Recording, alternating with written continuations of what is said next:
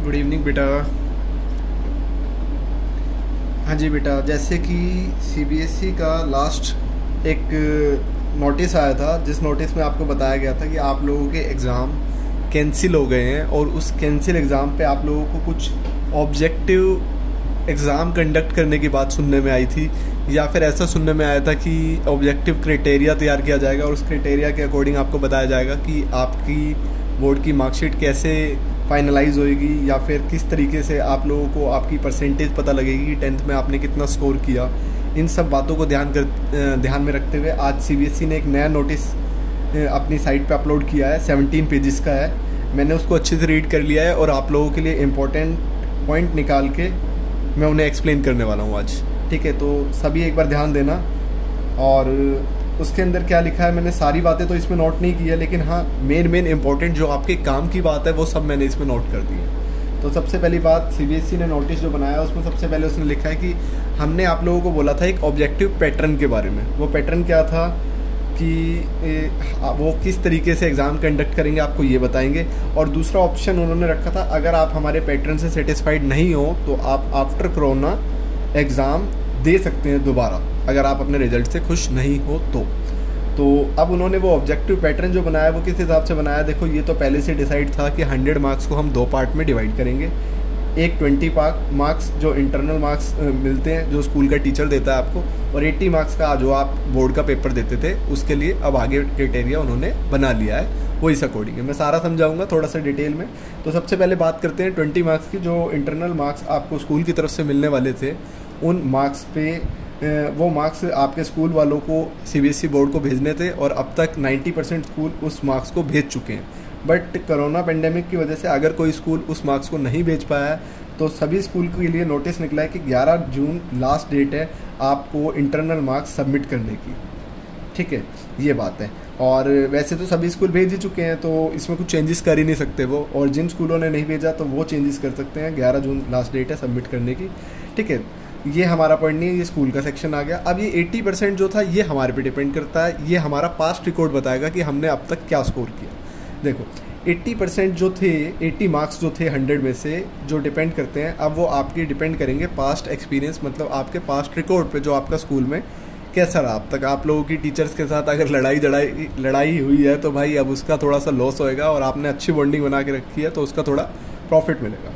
तो अब वो आगे कैसे फाइनलाइज किया उन्होंने, देखो बोर्ड ने नोटिस दिया है कि 7 मेंबर की कमेटी बनेगी।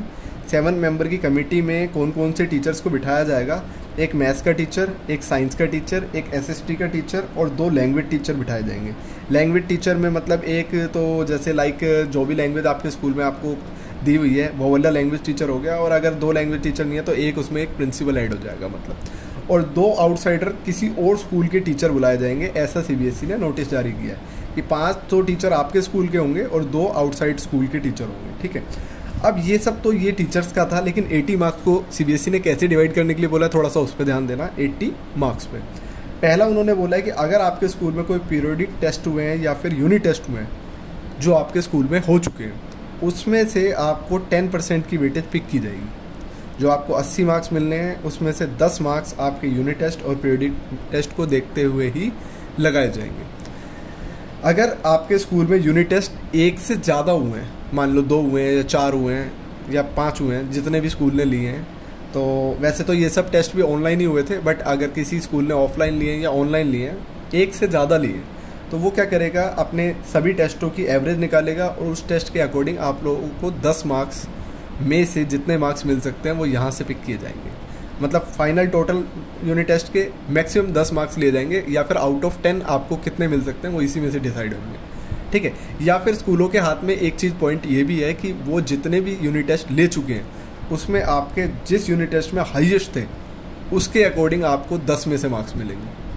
जैसे मान लो 3 टेस्ट हुए हैं और एक में आपके काफ़ी अच्छे स्कोर किया आपने, तो वो अच्छे वाले में से आपके 10 में से कितने मार्क्स बनते हैं उतने दे दिए जाएंगे। ठीक है, तो आपकी बॉन्डिंग पे भी डिपेंड करता है कि आपने स्कूल वालों से कैसी बॉन्डिंग बना के रखी थी, उस अकॉर्डिंग वो आपको मार्क्स देंगे।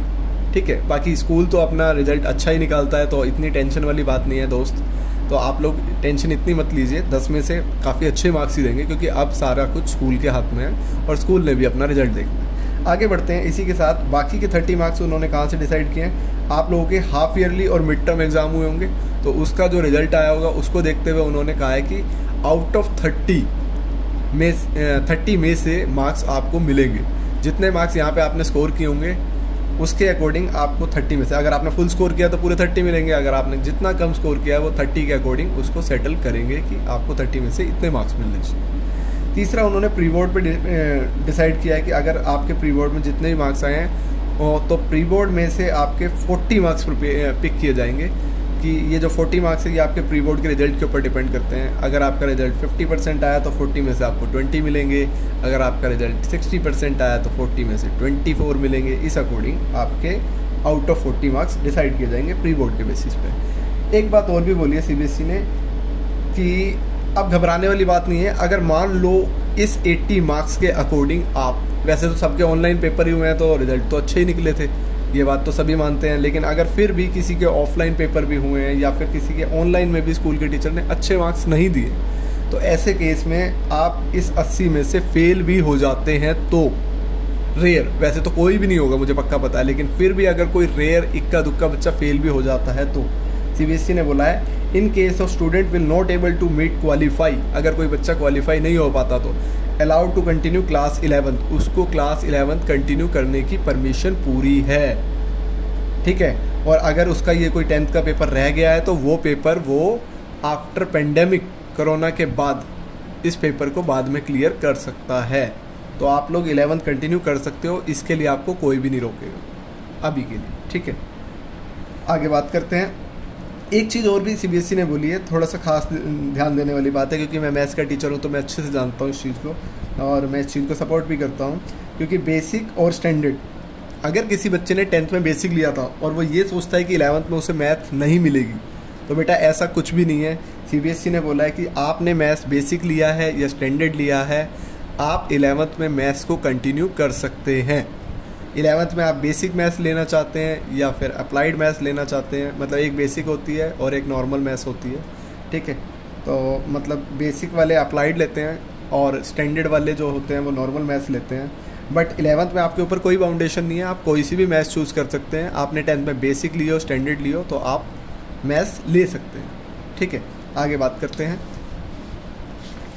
इसके बाद CBSE ने क्या बोला है, अगर आप लोगों को थोड़ा सा स्ट्रीम को लेकर टेंशन हो, स्ट्रीम इन क्लास 11, अब कुछ बच्चे ये कह रहे हैं कि यार हमें स्ट्रीम नहीं मिलेगी, कौन सी स्ट्रीम लें, तो उस चीज़ से रिलेटेड तो आप टेंशन लो ही मत, क्योंकि जो अब बोर्ड ने इसका सोल्यूशन निकाला है उसके बाद किसी भी बच्चे के कितने भी मार्क्स आए आपको स्ट्रीम लेने से कोई भी नहीं रोक सकता।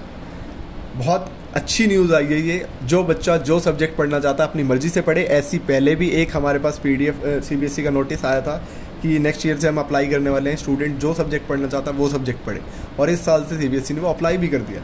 CBSE ने बोला as per the scheme of board student are allowed to offer any combination of subject without any streaming, hence school should also follow the same. मतलब स्टूडेंट्स स्ट्रीम की टेंशन ना ले, कोई सा भी सब्जेक्ट चूज़ करे, किसी भी सब्जेक्ट के कॉम्बिनेशन बनाए और उसको पढ़ सकता है अपनी मर्जी से। मतलब अगर इसका फाइनल कंक्लूजन की बात की जाए तो कंक्लूजन ये है कि आप अपनी मर्जी से कोई भी स्ट्रीम में घुस सकते हो, आपको कोई नहीं रोकेगा, ठीक है। आगे बात करते हैं। आगे मतलब इतनी ही मेन डिटेल थी, इससे ज़्यादा तो कुछ नहीं थी। जितनी भी इंपॉर्टेंट थी आप लोगों के लिए मैंने सारी निकाल दी। बाकी 17 पेज का सर्कुलर CBSE की साइट पे अपलोड हुआ है, अगर आप लोग उसे रीड करना चाहते हैं तो आप पढ़ सकते हैं। बाकी मैंने पूरा रीड कर लिया है, ठीक है, तो टेंशन लेने की ज़रूरत नहीं है। अगर आपको नहीं रीड करना है तो ये इंपॉर्टेंट बातें थी, मैंने आपको बता दी।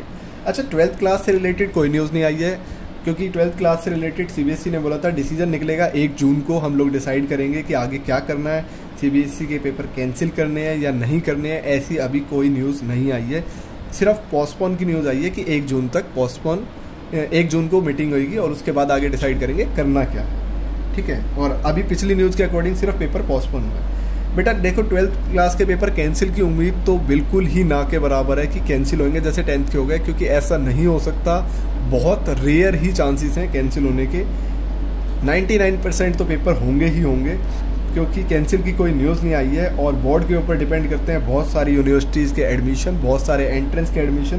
क्योंकि DU यूनिवर्सिटी भी इस टाइम पे एडमिशन मार्क्स के बेसिस पे देता है बहुत सारे कोर्सेज में। तो ऐसा तो हो ही नहीं सकता कि 12th के पेपर कैंसिल किया जाए, क्योंकि अभी तक उन्होंने आगे का कोई ऐसा प्लान नहीं बनाया कि अगर हम बोर्ड को कैंसिल करते हैं तो आगे जो मार्क्स बेसिस एडमिशन होते हैं उनको किस तरीके से सेटल करना है। ठीक है, तो अभी तक सिर्फ पोस्टपोन की न्यूज़ आई है, तो इस पर ज़्यादा ध्यान ना दें कि पेपर कैंसिल होगा, अपनी प्रिपरेशन कंटिन्यू रखें 12th वाले।